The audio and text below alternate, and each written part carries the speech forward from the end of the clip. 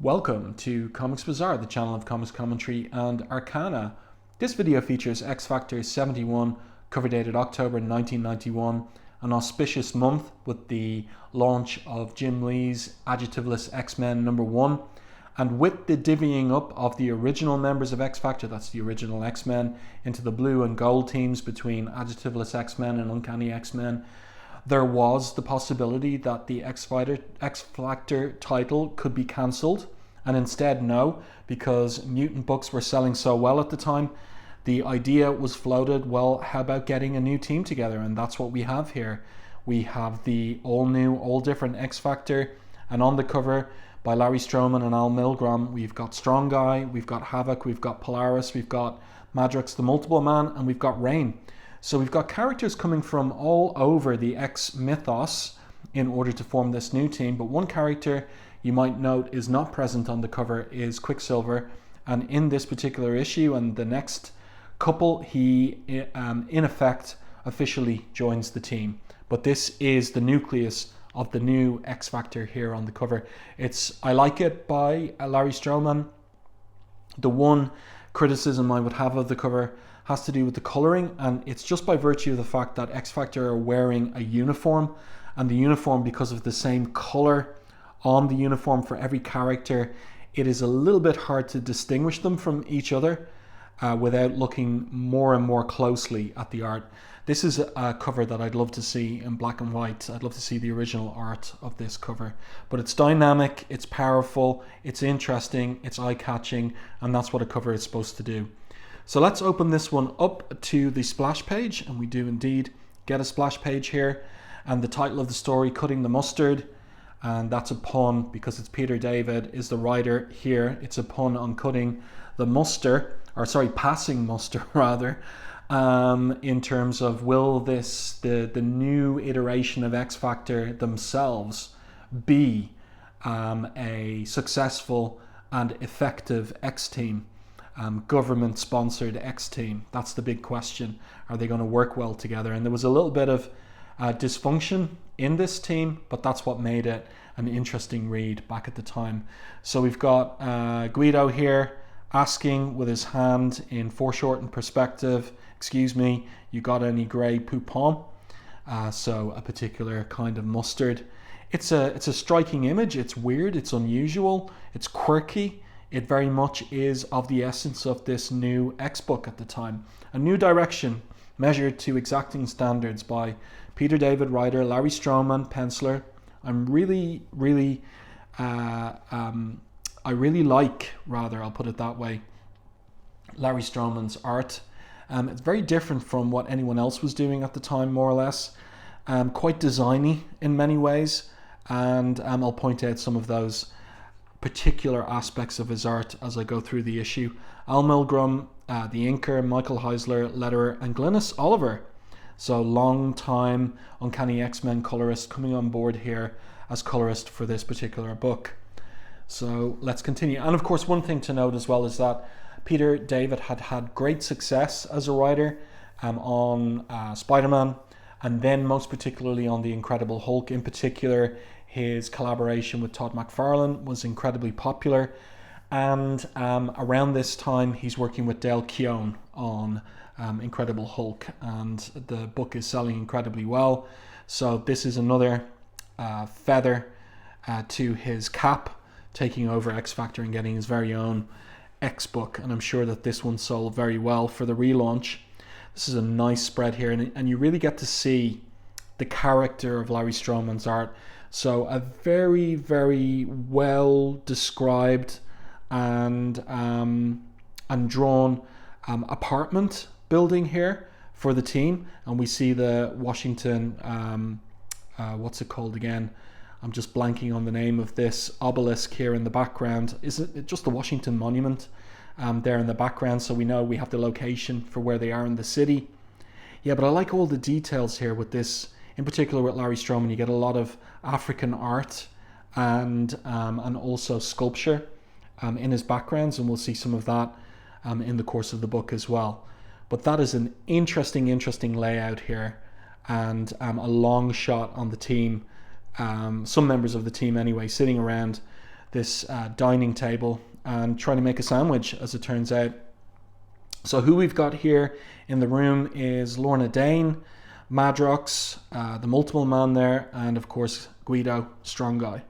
And yes, there is a jar of grey poupon, this mustard that he wants for his baguette, which he splats out there. And over here, Jamie Madrox is struggling with a jar of mayonnaise, and that is going to be a plot device throughout this particular issue, with an interesting revelation at the end of it. So Lorna here is talking about her expectation of meeting up with Alex Summers again. They're longtime lovers, and they haven't seen each other in a long time because Lorna Dane has had some trying times, as detailed over in Chris Claremont's Uncanny X-Men, where she's been a prisoner in the Savage Land and a prisoner again on Mur Island of the Shadow King, and she's had like a traumatic time when possessed by one of the Marauders, Malice. But now she's back to her normal self, and there's a prospect of meeting up with her former love, Alex. If Alex comes here, she says to Guido, it'll be the first time in ages where there's nothing to keep us apart. So Guido, chomping on his baguette sandwich, says, you want I should hose you two down? That's it? That's not the problem, although you may have to, she says. Then again, maybe you won't. You see, so much has happened to us. We've been so mucked up in mind and body so many times. How do I know that there's any relationship to go back to, she says. And no editorial notes on any of this from Bob Harris. He's either on the one hand lazy or just doesn't want to get bogged down in all that continuity regarding Polaris. So here we have Jamie Madrox struggling with the jar of mayonnaise, and then basically Guido asks for it to open it, but he struggles with it and no luck. And then Lorna uses her powers of magnetism in order to levitate it and try to open it too. Guido asking there, what's with this stupid mayo jar? Great shot. Very interesting compositions from Larry Stroman, and interesting storytelling too. I like the sequence there where he's trying to twist the lid of the mayonnaise jar, and then just when it's not working, he looks down because he's surprised because his hand is just spinning around the lid ineffectively. Yeah, that's a good page. Some nice storytelling there. So Lorna grabs it with her magnetic powers, I say, and she's saying, this is crazy. Even my magnetic powers can't pry the lid off. But in any case, she drops the jar on the table because she's got better things to do. And this is interesting, like finding some place to live. Maybe you were fortunate enough, she says to Jamie, to have some friends touring Europe who want you to house sit their condo, but some of us don't get things handed to them. And he says, is it my fault I've got rich friends? Yes, she says. Very designy look on the apartment there, just with these geometric shapes indicating perhaps windows, and all of the furniture and other aspects of the apartment just blanked out, but it works really well. And Lorna here, the resolution of the scene itself in terms of the emotions that Lorna is going through at the prospect of meeting her former flame again. Alex, I hope you take the job, and I'm petrified that you will.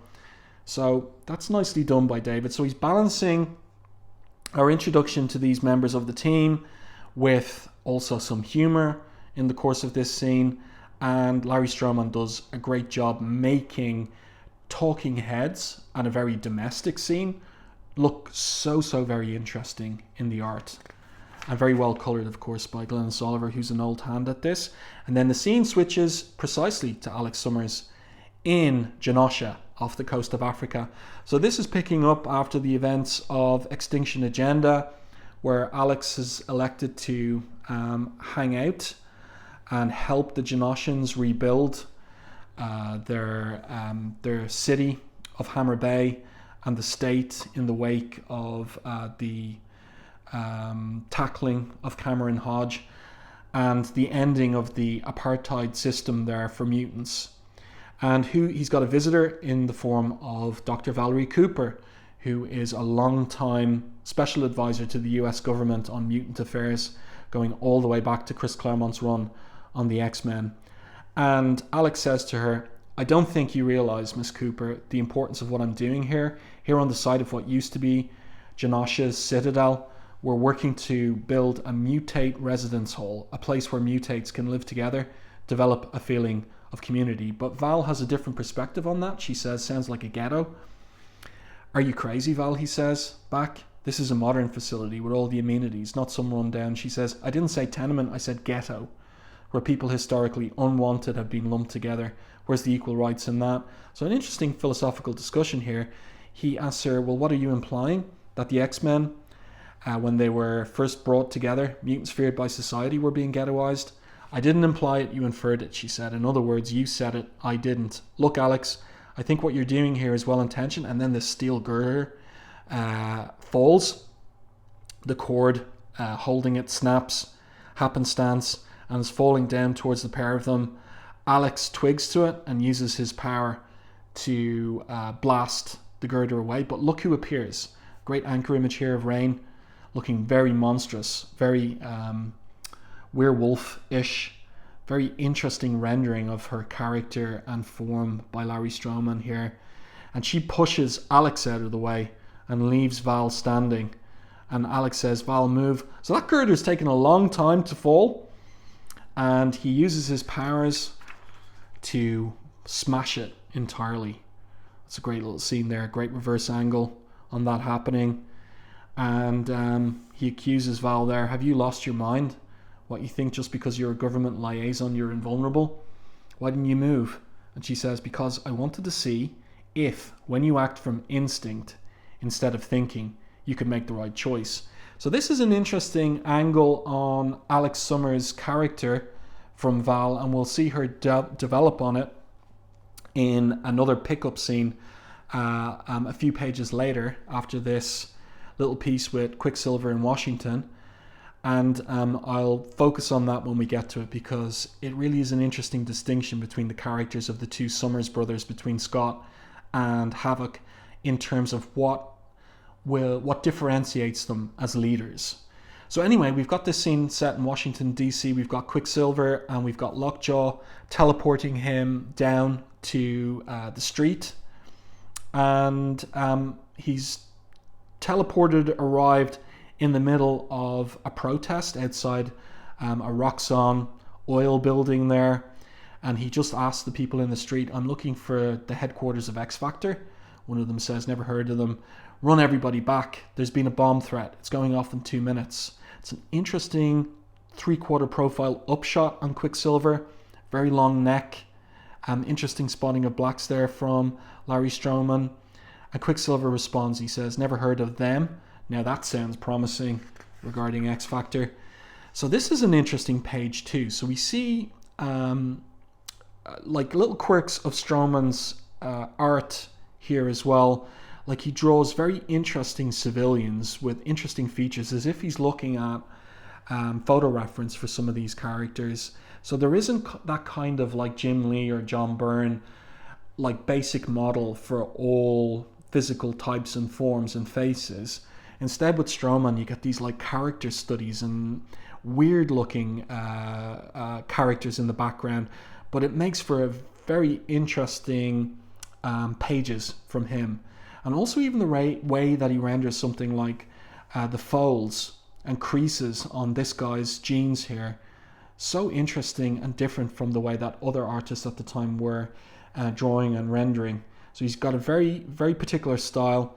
It's detailed, it's designy, but it's different from the likes of a Liefeld or a Portacio or a Lee, and I like it a lot. So Quicksilver, of course, is a hero, and he runs into the Roxxon building, grabs the bomb, and somebody off panel says to him, you lunatic, it's about to blow. And then he just takes it apart in microseconds. Now that I have your attention, he says, I'm seeking X Factor. I understand they're on Embassy Row. So he gets the directions finally, and off he goes with Lockjaw. I love that kind of silhouetted view, just with a little that detail of the lightning flash on his costume there showing. And Lockjaw is this huge lump of a creature, and he says here at the end, excellent, we'll be there in a flash. Another little pun from Peter David after what Quicksilver has done. He's the Flash of the Marvel Universe. Interesting DeLuca effect there as well, with Quicksilver in all these different positions almost at once. And then we're back to Genosha, and we're inside Alex's apartment there. And here again, we've got the interesting fixtures and fittings of the apartment. We've got all that African art there. This big female figure here. We've got interesting designy paintings or sketches there on the wall as well. The sculptures, everything. Really, really nice stuff. And so Alex here is saying to Rain, who's now in civilian clothes, he's saying, Rain, I appreciate your efforts, but you didn't have to rescue me. And she says, I know, Alex. It's just I saw you in danger and I could not control myself. And that's because Rain was subjected partly to the mutate process during the Extinction Agenda, and she was, as part of that process, to be Alex's when he was a magistrate. She was to be his kind of like assistant, and so she's got this lingering genetically altered connection to Alex. And it's interesting that Peter David has elected to hang on to that for the story value in his run on X Factor. And here, this is an interesting borderless panel as well, with Val cleaning herself off after all that rubble falling beside her and near her. And Alex says to her, yeah, and that was pretty blasted stupid on your part, Miss Cooper. What were you trying to prove just standing there like that? Instead of the shower you would have needed an undertaker. And so here we get to the point why Val is interested in Havoc being the leader of X Factor. So she says, when you saw the girder falling, you acted on instinct. That's when you're at your best, Alex. When you think too much, you get screwed up. And I believe you're thinking too much now about joining X Factor and screwing up what is your first best destiny. You're denying your instinct. So that's interesting. Cyclops is the thinking, strategic Summers brother, and Havoc, according to Val anyway, makes the best decisions under pressure and when he acts on his instincts and doesn't overthink them. So then there's a knock on the door, a couple of surprise guests to continue the persuasion of Havoc to join the new X Factor. This would have been more fun if it was on a page turn rather than that we can see it like on the double page spread here. But it's pretty much the last time that we see Cyclops in the X Factor uniform himself, because in a certain sense he's endeavoring here to pass the baton to his younger brother Alex. So in comes Cyclops, in comes Professor X. That's a nice anchor image there. Rain, nice little nod to continuity, delighted to see the Professor, gives him a hug there. You can see him smiling as well. The two brothers embrace. And a little smart aleck remark from Val Cooper to Rain. So Rain, darling, can I offer you anything? A drink, sandwich, kibbles and bits? Rain not happy with that. Shaking her fist there. And now we have this conversation between Professor X, Cyclops, and Alex. And here again we have this interesting focus on these weird character types and costumes by Larry Stroman. You know, he's just enjoying himself drawing this guy playing his little trumpet there, and then these figures here in the foreground as well. This giant woman and the weird hairstyle. Yeah, it's interesting stuff. Nobody else doing anything like that really. Maybe Sam Keith at the time doing kind of caricature art over at Marvel around this time. Yeah, interesting stuff. So now we have this conversation where Professor and Scott try to persuade Alex to join X Factor. He's not interested, and the Professor says the President is very much behind this project, and considering his voter approval rate, that's powerful support. And Alex says, is this what the great dream has come to, Professor, playing politics? And Xavier responds, the stakes are far higher than that, Alex. We know what a future of unchecked mutant suspicion could hold. How would you feel if miserable fates befell your brethren, a fate you might have staved off had you not been so self-absorbed? So kind of a nod towards Days of Future Past again. And so Alex there says, great, If I pass this up, then mutant kind goes down the chute, and it's my fault. If it's so important, then you do it. And the professor says, I can't be everywhere. We need someone heading this we can trust. You'd be a government strike group, just like Delta Force. You'd come and go as needed, draw a healthy paycheck, and of course, be with Lorna. So that's got his interest. That's the thing that really persuades him ultimately. And interesting here on this particular, like the difference between these two panels, we've got a close-up there on the professor's face. And so we've got some hatching and cross-hatching there. But this upshot on Alex's face, no cross-hatching at all, just pure blacks and a little bit of noodling there for his hair as well. Looks good. It looks sculptural. It's got a sculptural quality. Stroman really has a good command of the shapes and planes of the human face and body, and spots blacks really well in his art. Again, I'd love to see Stroman's art in black and white.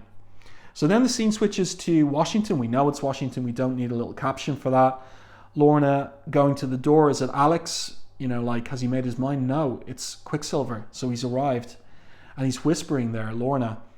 And so she says to him, Pietro, you look like death warmed over. And he collapses.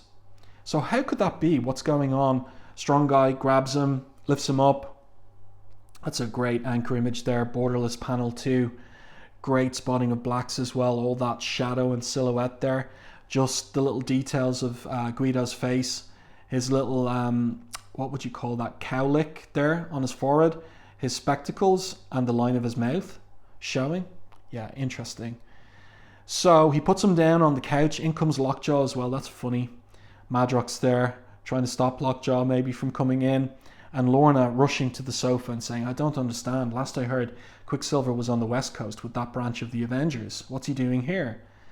And Strong Guy says, not too well from the look of him. I think he's coming around though. So maybe we'll get a little explanation of what's happening with Quicksilver and why he's come to X Factor in the first place. And so he comes to and he says, thank you all for your concern. I'm feeling somewhat... And he's about to launch into his story, but he's distracted by Madrox. And Madrox is there saying, I was asking Lockjaw what was wrong with you, but he wasn't answering. I know it's hard for him to speak, but... And this is like an interesting bit here. So if you were a big Marvel fan at the time, and if you had read John Byrne's Fantastic Four, you'd know that John Byrne in the Fantastic Four established that Lockjaw was originally a humanoid inhuman, like humanoid form inhuman, but the Terrigenesis mist transformed him, degenerated him into a dog. So he's capable of communicating with humans in John Byrne's version of him. And Peter A. David is working out an explanation of that it's not the case here, and basically taking a pop at Byrne and implying that Byrne's treatment of Lockjaw was not credible. So Quicksilver here is laughing, and he says, you've been talking to Ben Grimm, haven't you? And Madrox says, I played cards with him, yeah. He told me that Lockjaw was a deformed inhuman, not a dog. Meanwhile, the jar of mayonnaise is being passed around as well. This time to Quicksilver to open. And so we get the explanation of what was going on. This is Peter David's retcon of John Byrne's revelation that Lockjaw was an inhuman. So he says, he's a dog. It was a joke. Madrox, Gorgon and Karnak utilized Lockjaw's antenna as a high-powered transmitter as a prank on their old friend Grimm. And Grimm, thinking he'd found a soulmate, apparently swallowed it. You mean he still hasn't caught on? For heaven's sake, don't be the one to tell him. Who's this? Who says this? Is it Madrox, or is it Lorna that says it? Don't be so smug. Fleetfoot, I bet you'd have been fooled if someone had pulled the same stunt on you. Maybe it's Madrox says it. But here in the art we see Ben thinking that Lockjaw's talking. We see Karnak and Gorgon laughing away. But here's the character bit now, where we've got this close-up, this 3/4 profile close-up on Quicksilver, and he's taken aback. Me? Of course not. I'd never be so gullible. And Lorna asks him, Pietro, what are you doing here? Don't take this wrong, but you look older than before, more tired. And now he gets to the point of it. You're correct, Lorna. My impulsive extinguishing of a bomb threat only aggravated my situation. That situation being that my power... So we're going to get the explanation. No. Oh yeah, here it is killing me. So they're all aghast at that. And now the scene switches to this jet plane flying into Washington. And on board is Rain and also Alex. So Alex was persuaded to join the team, and he's getting file cards now on the members of the team. So Guido, former bodyguard for an off-world rocker named Lila Cheney, built like a tank. Lorna Dane, aka Polaris, recently reacquired her mastery of magnetism. You've met, says Val, understatement. Jamie Madrox, the multiple man, creates replicas of himself. He's his own best friend. Any questions? And Havoc's question is, it's not a question, it's an observation. An observation, you, Val Cooper, seem to be enjoying this tremendously. This is an interesting little bit here from Peter David as well. Oh, I am, she says. I have a brother who's an FBI agent, and I'm so tired of him telling me about these exciting cases he gets. Like, for instance, this girl they found. She was dead, wrapped in plastic. But that stuff will be tame compared to what X Factor gets involved with. So that's a reference to FBI Special Agent Dale Cooper of Twin Peaks. So a little TV reference there, but establishing that Val Cooper's brother is Dale Cooper.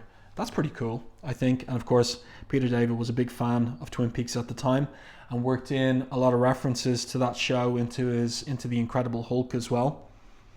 So now the scene switches back to the apartment building in Washington, where X Factor is, and where we've got Quicksilver as well. And we get we get Quicksilver developing more on the fact that his power is killing him. Someone has done something to me, he says. I don't know how, but they've turned my power against me. What do you mean? It started last week. Every time I use my velocity, my metabolism speeds up, accelerating my aging. I've learned that some evil individual is behind it, and he's based somewhere here in the Washington area. How do you know? Because of this postcard I got in the mail. Here, Madrox, read it. It's an interesting close-up on his eye there. Spotting of blacks. Cool. The hatching too. A little bit of cross-hatching there around the eyebrow. But look at the way his eyebrow shoots up past the border of the panel itself. That's really, really interesting from Larry Stroman. I like it. So Madrox reads it out. This is hilarious. Dear Mr. Silver, haha, I've turned your power against you. You'll never find me. Sincerely, an evil individual. And it's got a DC postmark. So Quicksilver is just silent there. And Lorna speaks. She says, that's terrible. What would make someone do something like this? And Guido says, you ask me, I blame society. And Madrox, but you were with the West Coast Avengers. Why not bring them in on this? And Quicksilver says, I'd resolved to part company with them. They do not appreciate my talents. The computers indicated that X Factor was forming in the DC area, and Havoc arrives. Actually, it's already formed.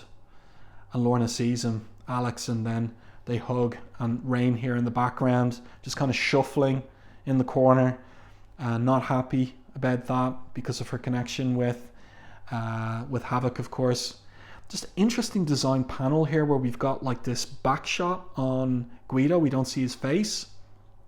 And Val walking off towards Quicksilver and asking him what he's doing there. An evil individual has turned my powers against me. Why? She says. You ask me, I blame society, says Havoc. So yeah, funny little echoing of the dialogue from earlier. That seems to be the consensus, says Quicksilver. He's trying out the mayonnaise jar, trying to get it open. By the way, I can't get this mayo jar open. I don't think anyone can. So Havoc uses his powers here, real overkill, and the jar bounces off the sofa, and Val grabs it, bonks it on the side of a wall. You just wrap it a couple of times. They're open now. Tell us about this evil individual. interesting layouts and design on these couple of pages. I like it very much. It's so very different from what anyone else was doing. The choice of shot, the little narrow panels here, very, very interesting. The close-up on the eye as well. Yeah, I like it. Let me know in the comments to the video what your feeling is about Stroman's art, whether you're a fan or not. And then the scene shifts to where we're at our last couple of pages and a cliffhanger for the next issue. So it is the apartment that Jamie is living in while his rich friends are touring Europe. And we get a reveal about the mayonnaise jar. This little unbreakable jar I whipped up on Mer Island, complete with unremovable lid, except when my little remote control device allows it to be opened. Quicksilver thinks Inhumans can pull practical jokes. He hasn't seen jokes until he's crossed swords with Jamie Madrox. So Madrox the Joker, there's a knock on his door. So a lot of knocking on doors in this particular issue, and he thinks it's probably just the salesman still. So we got this narrow panel there of his eye peeking out from the door, his eye widening, a gun, a close-up on a gun. What's this, like rounds being like pushed into the chamber or whatever the language is, and there he's shot 3 times with this, what is it, shotgun? Yeah, that's great. Just the way that it's rendered there. The kind of like jagged lines as well, and the mayonnaise jar being blasted apart, and then him smashing through the window and all the jagged shards of glass as well, and falling and hitting the ground. So well done by Stroman. Turn the page, close up on his eye, open still from when he was looking out the door, and he looks like he's not going to get up from that. Shot right through the chest. Yeah, to be continued. So what a way to end this first issue. And interesting too, like this is 22 pages of story. So unlike Adjectiveless X-Men #1 and X-Force #1, this new team doesn't get a double-sized first issue. They don't even get like a volume 2 of X Factor and #1. But I think that this is a very entertaining, also amusing first issue for the new team. X Factor #71, and the letters page here concerns still issues 67 and 68, so the end of the Wolves Portatio run on the title. Lots of letters of praise there for Portatio and Claremont as well. I do hope that you enjoyed this review and commentary on X Factor #71. Let me know what you think about the issue itself, the story. Did you pick this up back in 1991? Did you enjoy it? What do you think of it now? In the comments to this video review. And if you enjoyed my review, please like the video on YouTube. It's really helpful for the channel. And if you haven't done so already, subscribe to the channel and stay tuned for more content like this.